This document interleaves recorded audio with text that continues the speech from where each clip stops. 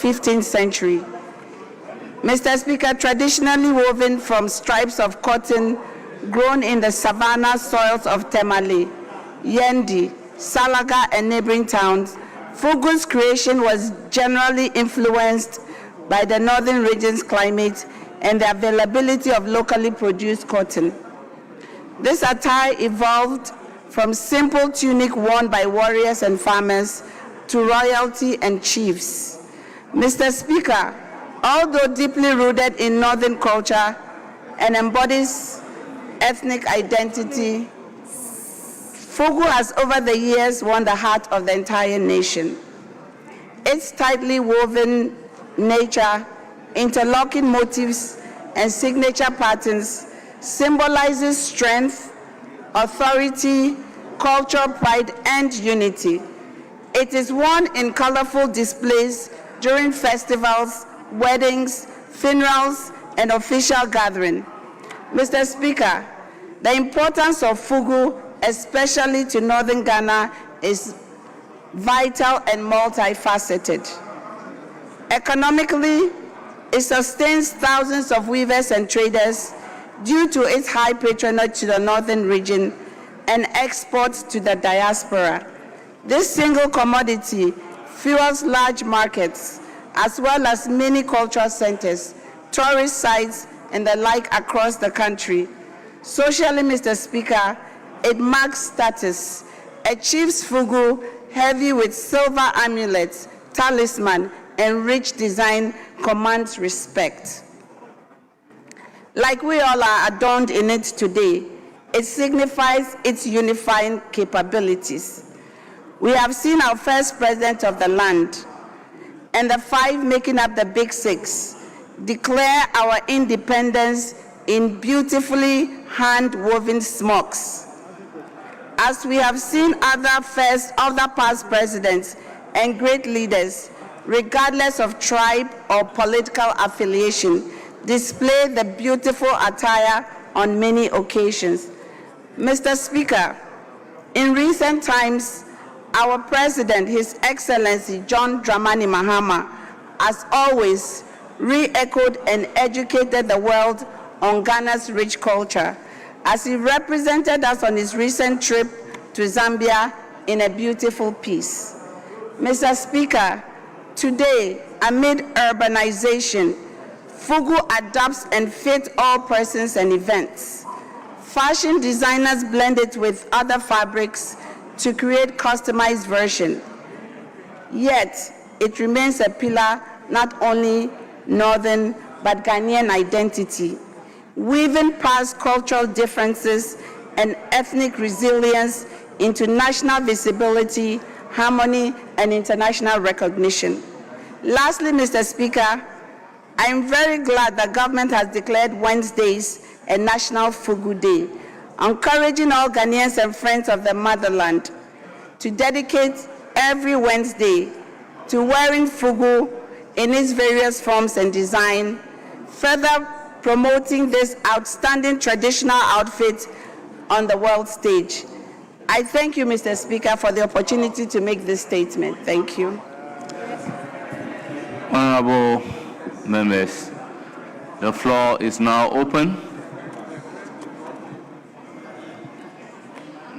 Now I give the floor to Honorable Azikadongo.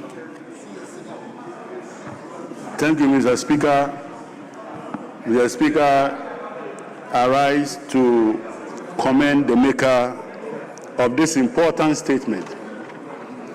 Mr. Speaker, the Fugu or Batakari or Smock, as we have come to know, has been an age-long clothing that we use, and you can see right from the days of independence that the smock was part of our culture even when we gained independence. But in recent years, successive governments have taken turns, particularly our presidency, to adore the cloth called the smock. However, it appears that the effort that they made to promote the smock did not gain prominence until recently when His Excellency visited our neighbors in the Zambia to foster the closer relationship that we have had with our brothers in Zambia. Incidentally, we all know that culturally our dressing differs from one country to the other, and no particular dress is superior to the other, except that the people who use them appreciate them the way they dress them. So it was not a surprise that our colleagues took to an exception and began to tease our president and refer to our revered clothes in very funny terms. In fact, they refer to us as a blouse. But we can forgive them because they didn't know the significance of that. As His Excellency the President indicated, that he had worn this elegant dress in most of his engagement with the United Nations, and even at the biggest world stage, the Smock was featured.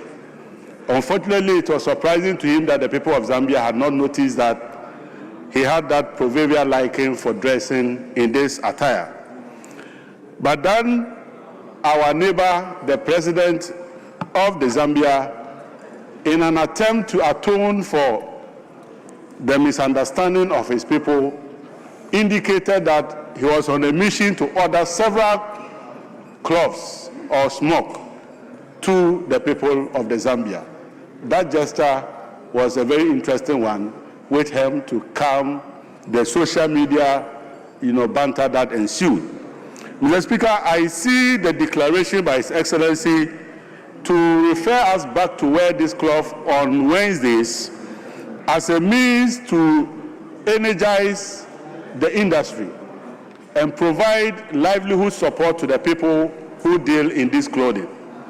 What is important for us is that as a government, we need to provide concrete support to the weavers and those who sew this clothing so that they can meet the emerging huge demand that we expect for the smock in our country.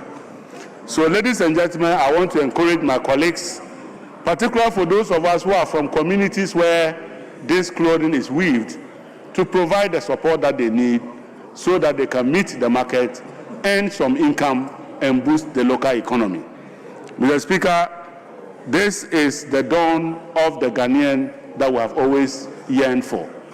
And that in future on Wednesday, I'll be happy to see the Honorable Speaker in the chair in this elegant dress so that the people of Ghana will see that we are responding to the call of His Excellency. But I understand that that call was made only yesterday, and some of my colleagues were not prepared for this day. But I know from next week, I will see my good brother Habib dressed in the proverbial attire that he's been used for, and Nanantona will be happy to see him cladded in the proverbial smock. So thank you very much for this opportunity, and thank you for the maker of the statement. This is the beginning of good things to come for the smock industry in Africa and in Ghana. Thank you very much, Mr. Speaker. Yes, Honorable Anyimadu-Antwi.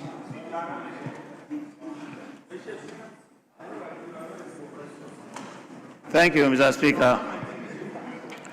Mr. Speaker, as had been said by the last speaker, some of us were not aware of this information that we've declared Wednesday to be a Fugu wearing day.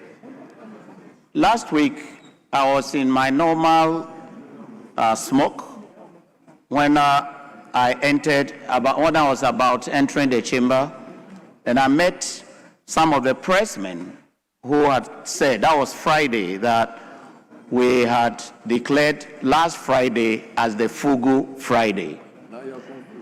It was, then I asked why, because I didn't know anything. It was Friday, and normally we wear traditional wears on Friday. Then I was informed of the misinformation that had been given by the Zambians.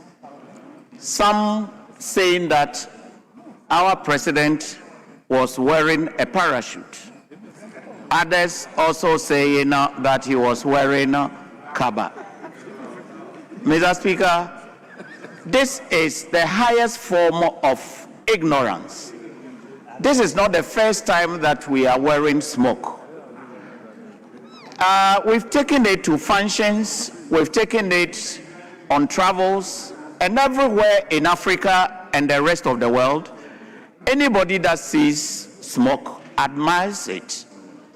Besides that, those of us who wear smock, because it's made from cotton, Mr. Speaker, it doesn't matter the weather, whether it is hot or chilled weather, you are comfortable to wear smock. It shouldn't take us, as Parliament, the President, to wear it for people to make derogatory remarks on them before we cherish our culture. Culture is defined as a way of people, including the clothes they wear and the food they eat. Kente cloth, Mr. Speaker, I know that several statements have been made. And I remember when a colleague from Bonyure was here, I think almost every year when they were doing the Kente Festival, she gave a statement on Kente cloth. I am a weaver myself of Kente cloth when I was a young boy. That was how we started it. This part of that. Similarly, smock is something, Mr. Speaker, I've lost count of the number of smock that I have, both at the constituency and in Accra here. So it's part of us. And I think that we must be certain, if we have to decide that we are taking it on Friday as a traditional way, I think it will be better. So maybe leadership should put their heads together, and if we are able to start this from Parliament, I am sure that it will transcend to the rest of Ghanaians so that the rest of the world will cherish our way. We must cherish it ourselves, but now I think we are confused whether we have to wear it on Wednesdays or on Fridays. As a matter of fact, when I wore it on Friday, last Friday, I didn't have anything in mind that I was making a conscious effort of what we have decided on. It was a normal way that I had done on a Friday. And I think if we are able to go by that, it will help. So when they asked me, the press asked me, one of the things that I said was that, oh, I'm not wearing it because of President Mahama. But I would not sit down for anybody to make derogatory remarks against our president, even though I have never voted for him. I wouldn't allow anybody to make a derogatory statement because he had worn smock. This is pure ignorance, and it's high time we as parliamentarians will wake up and make sure that we are proud of our culture so that the rest of Ghana would appreciate it and the rest of Africa and the rest of the world would appreciate it. Mr. Speaker, thank you very much. I still emphasize, let us come together and agree on one day. We do secret balloting. Why are you announcing to us who you vote for? Mr. Speaker, I said I have never voted for him. We want to hear that again. Do we need that? Mr. Speaker, Mr. Speaker, yes, I'm saying that where I'm standing, I belong to the New Patriotic Party. Yeah, but we engage in secret balloting. It is obvious. You are behaving like what happened in the primaries. People didn't vote for Baumia, but I guess they are pretending that they have voted for Baumia. For all you know, you have also voted for President Mahama, but here you are saying you have not voted for Mahama. Mr. Speaker, that was only a reporter's speech I was making. That was a reporter's speech I made to the press. Very well. Not anything mischievous. Yes, thank you, Mr. Speaker. Speaker, I want to yield to Haji Aladi. Yes. Honorable Haji Aladi Ayamba. Thank you, Mr. Speaker. And thank you, leader, for yielding your position to me. Let me first of all thank Honorable Dr. Iddrisu for the statement that she made I overheard some people earlier on saying that, oh, but she's not from the north, no. That is a very big mistake. Mr. Speaker, the Fugu, as we popularly call here, or many people refer to, is an indigenous cloth, although emanating from the northern sector, as most of us know, is a cloth that actually covers a lot of traditional areas for their own cultural purposes. Mr. Speaker, the Fugu, as you have seen, these two colors I'm wearing are from my own constituency, made from my constituency. And we have different colors. Some of the colors, I overheard Mr. Honorable Deputy Minority Whip talking about how the cap should be worn. Mr. Speaker, even colors send messages. Mr. Speaker, there is a particular color which you will not find often worn everywhere, or it's not everybody that wears it. Locally, in my tradition, they call it Bankobok, the feather of a guinea fowl, meaning that there is nothing that you can do to wash the color of a guinea fowl, no matter how much rain. Mr. Speaker, the fact is that that cloth is being used by people who are spiritually, let me put that in quotes, spiritually matured, and they use it for a whole lot of juju, let me say juju or voodoo or whatever you may call it. It is a particular type of fugu. Mr. Speaker, we have the white, and the white, we have the very bright white, and we have the cream white. Many a times you see us women using the very white cloth, especially our queen mothers. They like to use the very white one for our cultural purposes. You may sew it as I have sewn and still have a cloth like what I have put over with the edges removed and properly woven for decorative purposes. And in those days, Mr. Speaker, you wear just the two. One under and then one on the chest and the small one up, as I have said. It is these days that we have gone into sewing like I have sewn. Mr. Speaker, the Fugu is a cloth accepted by many tribes, many districts, many people, and it fits basically everybody. It is not for any particular tribe. And you will realize that the late President Rawlings, he had a Fugu that he used to wear, and we used to say, yes, that is how the Voltarians wear theirs. So he will wear a long sleeves under and wear what we will say kwalang. In Kusal, we will say kwalang on top of it. The small one, he will wear on top of it. With the Dagombas especially, they have them in so many decorations and shades. The Gonjas have it the same way. If you watch the sewing, Mr. Speaker, many people do not understand and they cannot use the sewing to tell which Fugu comes from where. The best Fugu you can get is those that are sewn by hand. They are sewn by hand. Every thread is sewn by hand. These days, people sew them with sewing machines, and it's not as nice as the one that is hand sewn.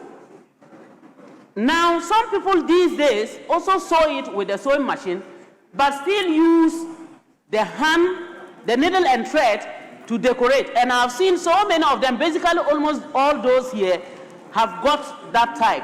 But there is one person here who is wearing the properly hand-sewn one with all the decoration. Honorable member for, he is wearing the locally sewn one. Mr. Speaker, Honorable Yusuf Suleimana is also wearing one that comes from the Gonja area. And because of the way I know them, I'm able to tell. But we will refer, Honorable Yusuf, if you can help us make sure that it is properly seen. And that is from his hometown. Now, I am making all these statements to collaborate with what Honorable Speaker had said about us supporting skill or entrepreneurs. Mr. Speaker, the fact is that if we are able to support the woman or the girl child right from the growing age, very early stages, some of them are actually not in school, but they go in to learn, apprentices to learn how to weave. The only thing they need from us is funding to buy the sichel, those machines they use these days, and also to buy the thread. Some of them can hire the sichel, but they do not have money to buy the thread. They need a lot of support. Our vocational schools are doing so well, but they need that support, and also they need market for it. So if we decide that we are going to wear it on a particular day, then we should also be able to ensure that we use our good offices to support our various assemblies, to at least identify some group of persons, both men and women weaving, to ensure that they produce. Then we can carry along with the Fugu day, whether it's Monday, Tuesday, Wednesday, Thursday, it has no particular day on which you should wear. That is now for us to decide. And it will make us continue to communicate to the outside world that it is not a parachute, neither is it a blouse. It's quite interesting. So, Mr. Speaker, let us continue to work hard, support our people, and portray our culture, portray what we really mean. And in fact, this takes me, Mr. Speaker, to congratulate the Right Honorable Speaker himself for the way he dresses to the chamber. He has refused to stick himself with, with heat, tying whatever every day. Mr. Speaker, with all respect to you, he wears his fugu or attire from the Volta region or from the Ashanti region, Volta, any part of Ghana. And you see that everybody is like, yes, this is beautiful, this is nice. So let us go that way. Let us buy the idea. Let us project our country and project ourselves.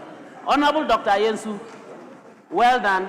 I thank you, and I wish us all the best that we will continue. Mr. Speaker, thank you very much for the opportunity.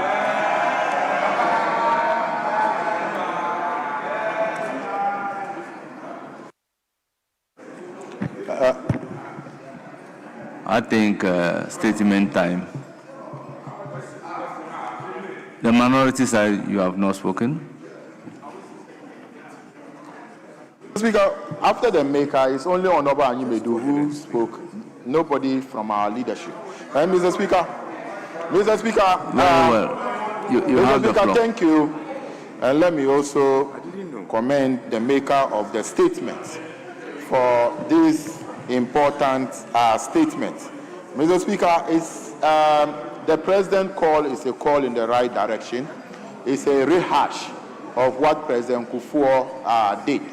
His trade minister, then through the President, had also declared Friday during the President Kufuor era for us to wear Fugu as a form of identity.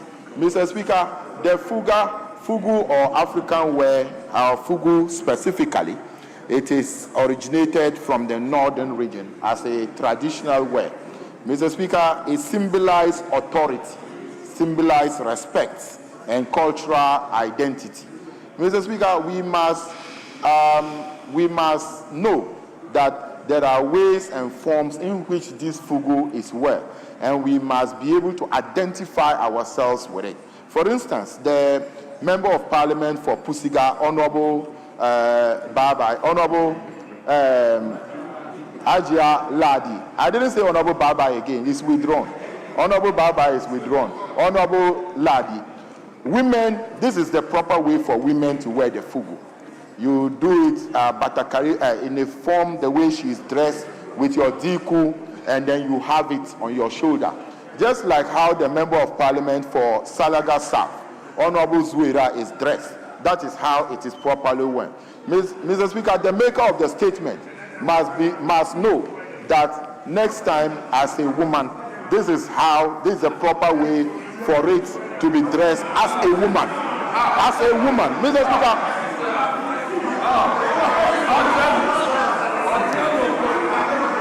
Let me continue.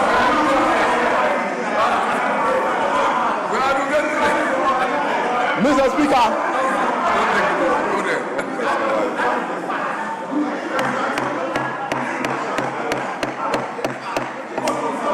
Mr. Speaker. Honorable Habib, I'll give the floor to Majority Chief Whip. Majority Chief Whip, Mr. Speaker, why are you on your feet? The content of speech of a member must, as much as possible, contain parliamentary language. Mr. Speaker, to refer to the maker of the statement that as a woman, she ought to know that that is not how women are supposed to dress in Fugu, and that the way Ajia Ladi appears is how women are supposed to properly appear in Fugu. It's improper. It's improper. There's no, yes, please, Honorable Habib, what do you say? There's no formula to determine how a woman should appear in this house. Please, don't do that.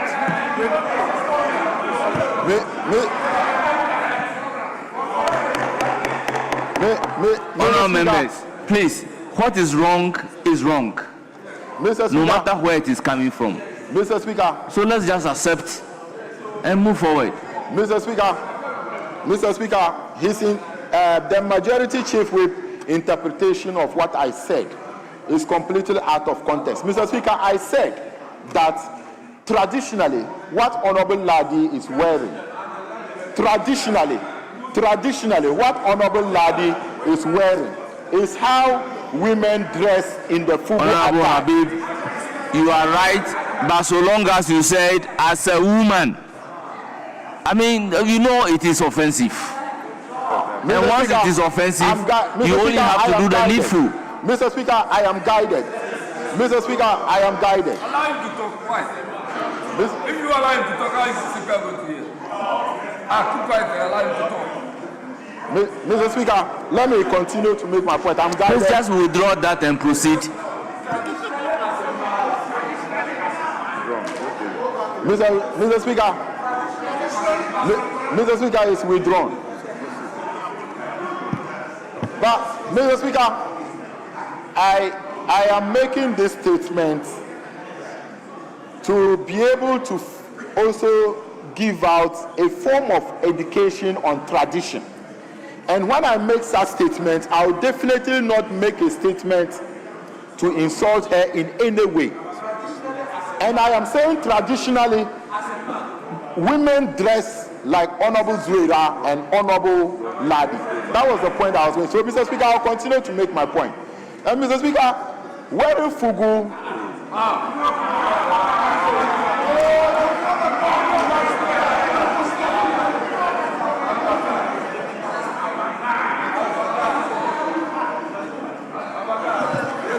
Yes, Majority. Mr. Speaker, I get the sense in the matter that the First Deputy Minority Whip wants to convey. You can say that in our tradition, but you are situating your statement in context. Say that in our tradition, because the traditions vary. They vary. If they vary, there are women from some traditions in the north, they wear the batakari with shorts. With shorts. That is their tradition. So situate it in your tradition.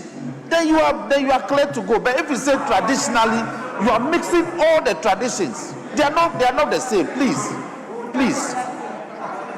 Mr. Speaker, I'm guided. And Mr. Speaker, I'm guided. And Mr. Speaker, wearing Fugu as signifying authority, respect, and cultural identity. the same thing that wearing fugu vary from tribe to tribe. And like my good friend, Honorable Gomado, the way he is dressed, a Dagomba like me cannot dress the way he is dressed because we don't wear the same color, the same smock and the hat. Definitely, it is allowed. Other tribes like Gonjas wear the same thing as he is dressed, but the Gombas don't wear the same color. Mr. Speaker, and even wearing smock and the hat also signifies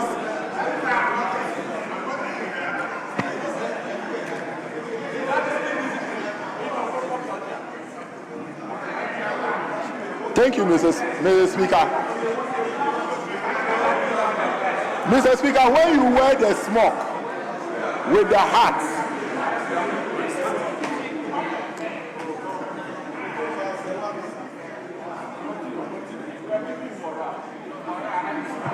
thank you, Mr. Speaker.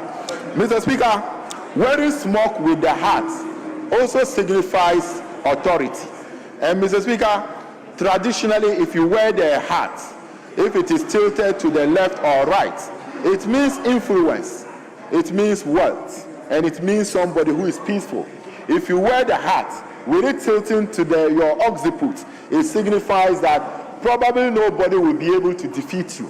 And when you wear the hat standing straight forward, it means power, authority. Traditionally, as the Gombes, it is only somebody with the status of the Yana who have reached the climax, who is the owner and overlord of the Gbon, who wear the hat with it pointing straight. So, Mr. Speaker, these basics, as much as the President call is in the right direction, we should be able to know the basics and some small things that we can be able to use to signify. Mr. Speaker, I was taking time and very mindful in doing this education because when our president wore it in Zambia, they were thinking otherwise. They were thinking he is either wearing a parachute or he's wearing something else. So that is why I think that we should be able to educate ourselves as Ghanaians, as people from the northern region who traditionally this smoke starts from. So, Mr. Speaker, without much, I'll also just commend the maker of the statement and to call on the majority chief whip that if he wants to obey the directive of the president, he must obey it properly. And when he's obeying the directives of the president that we should wear it on Wednesday, it must be complete. Majority chief whip, it must be complete. You must not wear it and then you say that it is from the Volta region, whilst others from the Volta region is wearing with the hat. Even Speaker is wearing sometimes with the hat. The first Deputy Speaker, he understands the Dagbon tradition well. His good friend is the chief, the Yana chief for Smocks. He's a good friend of the Speaker. So when he dressed, or our first deputy speaker, you see that it is properly dressed. It brings out the tradition. It brings out. Mr.